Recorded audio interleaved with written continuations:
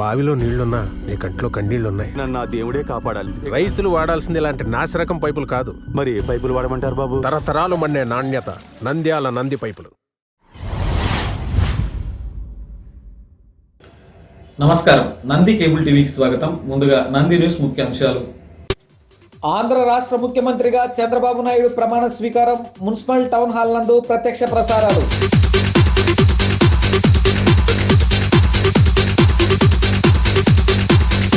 నంద్యాలలోని అన్నా క్యాంటీన్లో టీవీ మాయం. త్వరలో అన్నా క్యాంటీన్లు తెరిచే అవకాశం.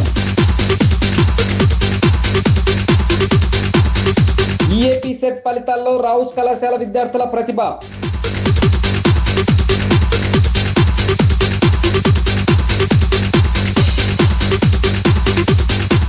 గంగమ్మకు ఘనంగా బోనాలు సమర్పించిన భక్తులు.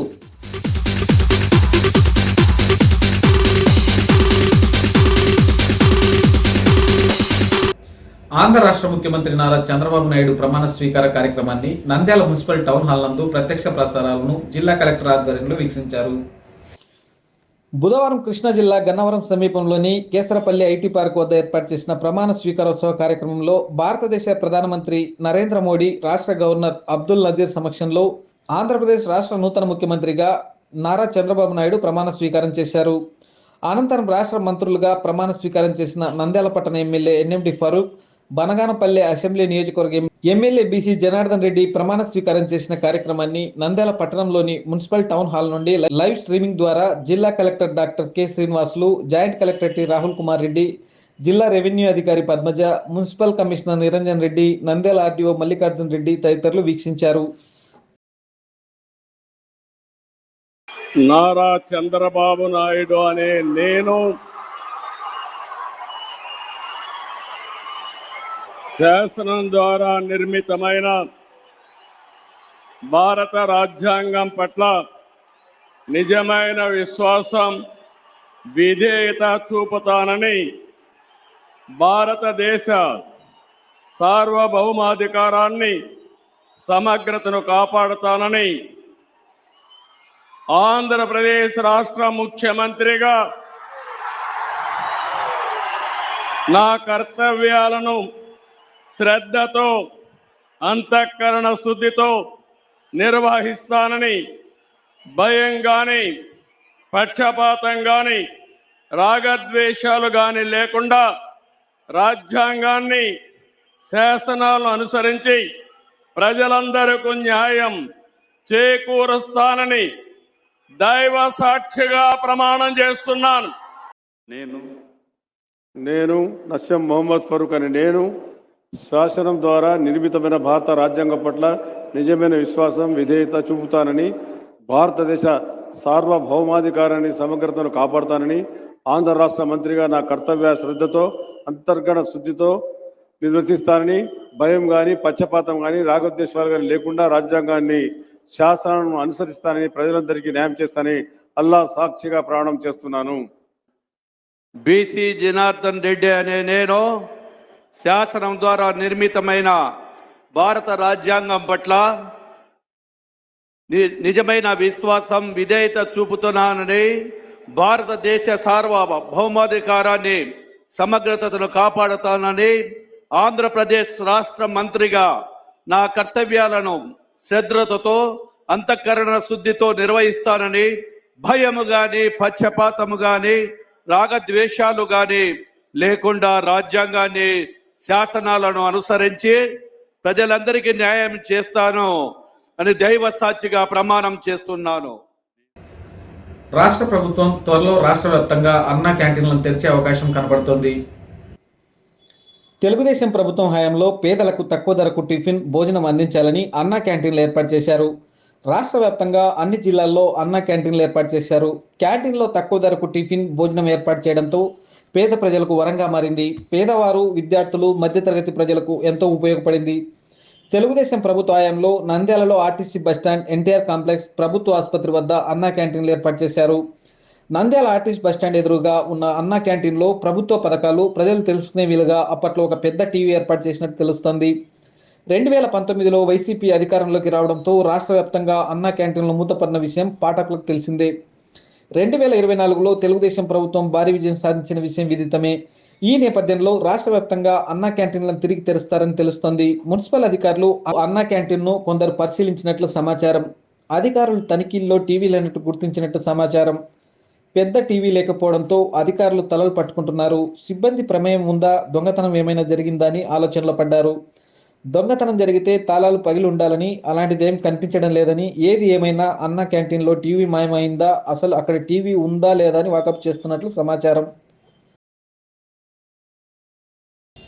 ఇటీవల విడుదలైన ఈఏపీ సెట్ ఫలితాల్లో రావుస్ కళాశాల విద్యార్థులు అత్యంత ప్రతిభ కనపరిచారని కళాశాల ప్రిన్సిపల్ అప్పారావు తెలిపారు.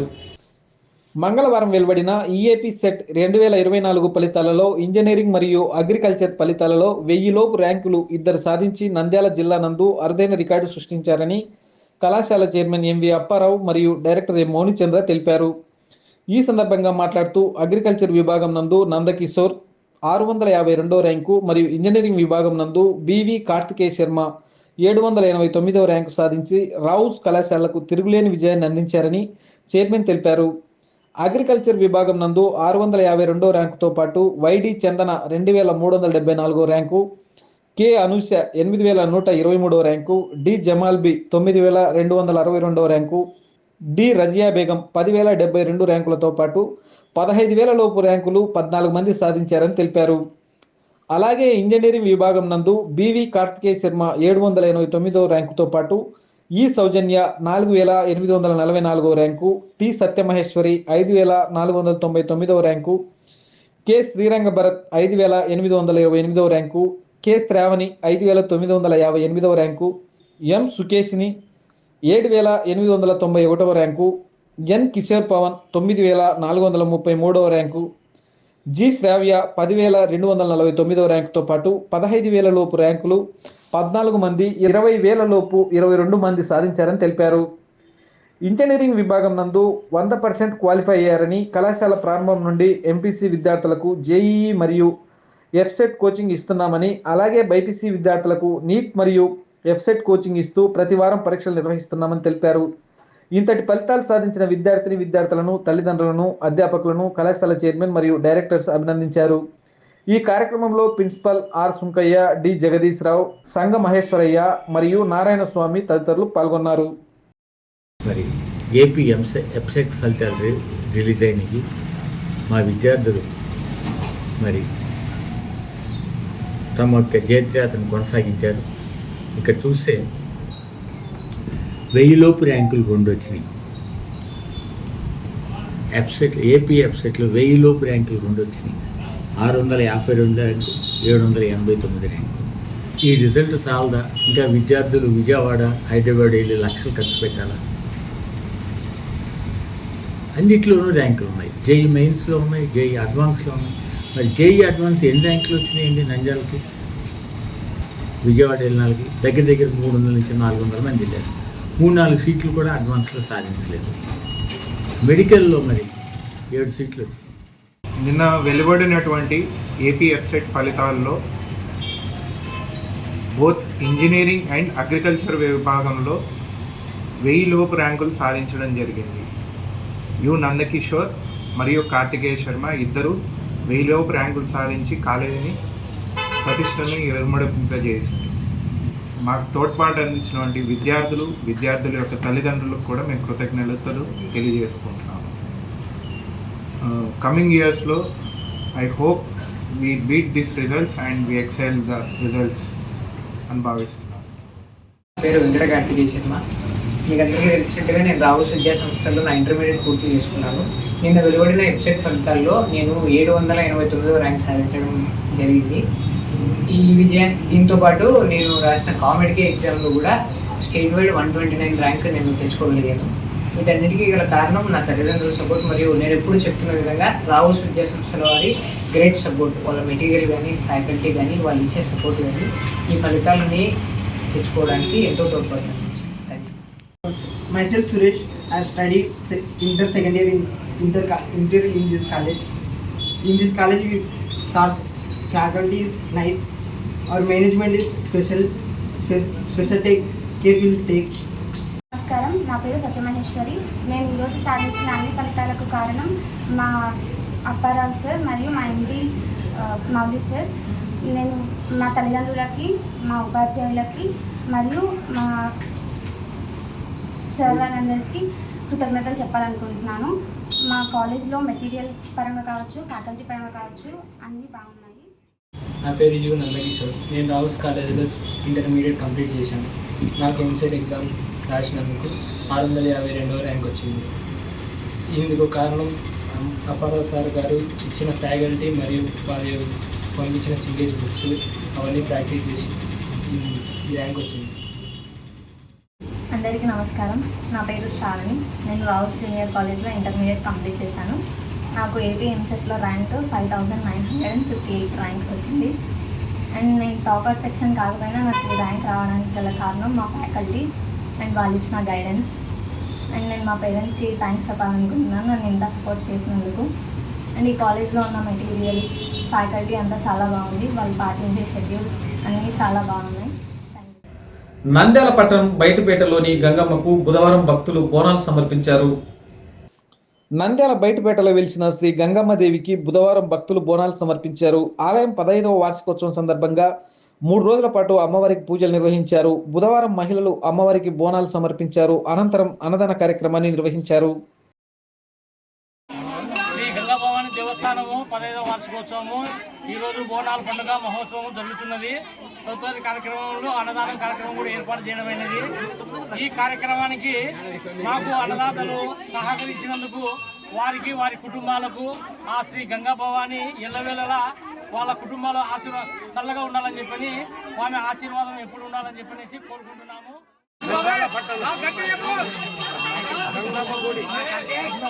మా రజకులందరూ కలిసి ఓ గుడి నిర్ణయములు కానీ కట్టించడం జరిగింది. ఆ తర్వాత ఇంకో 15వ వార్షికోత్సవం జరుపుకుంటున్నాము.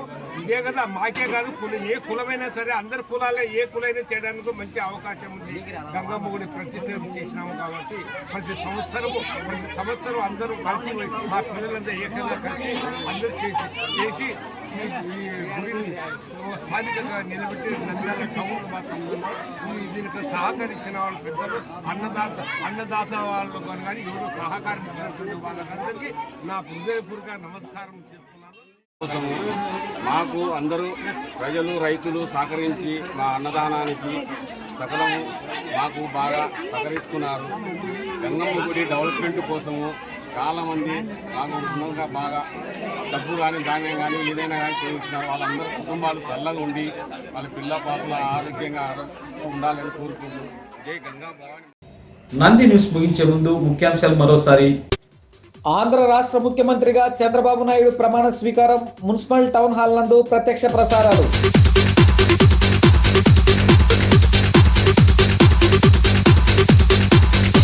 నంద్యాలలోని అన్నా క్యాంటీన్లో టీవీ మాయం. త్వరలో అన్నా క్యాంటీన్లు తెరిచే అవకాశం. ఈఏపీ సెట్ ఫలితాల్లో రావుస్ కళాశాల విద్యార్థుల ప్రతిభ.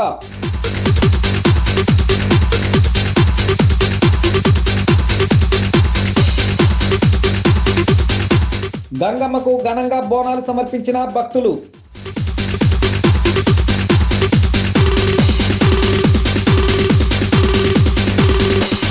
నంది న్యూస్ ఇంతటితో సమాప్తం. నమస్కారం.